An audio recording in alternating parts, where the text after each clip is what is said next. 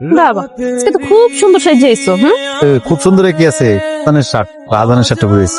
জানতাম তুমি এই কথাটাই কই যার লাগে একটা শার্ট কিনা পড়তে পারো না। আমি যা শুনতেছি এটা কি সত্যি? কি শুনছো? কোন জায়গায় কেমনে কম না বুঝলে? তোমার আগে নাকি তোমার ছোট ভাই বিয়ে করতেছে? ওইটা হঠাৎ করে এই সিদ্ধান্ত হয়েছে। আর আমার বিয়ের কথা কেমনে কই? আমি বেকার না, কোথাও কওয়া যায় বাড়িতে? বললাম তুমি কইতে পারো না, বুঝলে কি তোমার পরিবারের লোকজন বুঝবো না? তো ভাইয়ের আগে ছোট ভাইরে কেমনে বিয়ে করে? উপর তো তুমি বেকার, আমার আব্বা যদি শুনে আগে তোমার ছোট ভাই বিয়ে করছে, তার লগে তো আমার জীবনও বিয়ে দিব না। ওই মানে তো আমি কইছিলাম, আমায় তো বুঝে না, আমায় বারবার এক কথা, বেকার তুই এখন বিয়ে করবি কেমনে? ইনকাম কেমন নাই? বিয়ে করলে তোর পর ইনকাম খাওয়াবি তোর ইয়ে বোরে, এটা কেমন দেখা যাবো? আমার পরিবারের পুরো তো চালাইতেছে ছোট ভাই, তো না তো চালাইতেছে, তার ইনকামে চলতেছে। আমি বিয়ে করি কেমনে? তাকে এর লেগে ওর বিয়ে করিতেছি। আম্মা কইলা তুমি সুন্দর মতন সবকিছু মাইনা নিলা, কোনো কথাই শুনতে চাই যত তাড়াতাড়ি সম্ভব বিয়ে করো।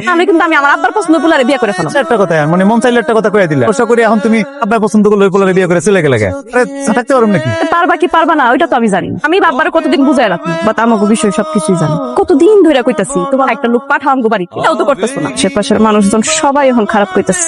তোমার এক সপ্তাহ সময় দিলাম, মধ্যে তুমি আমার একটা সিদ্ধান্ত নিয়ে জানাই দিও। 3 দিন শেষ করবে তো, 3 দিনের মধ্যে আমি একটা কিছু ঘটে দিয়েছি, মনে রেখো।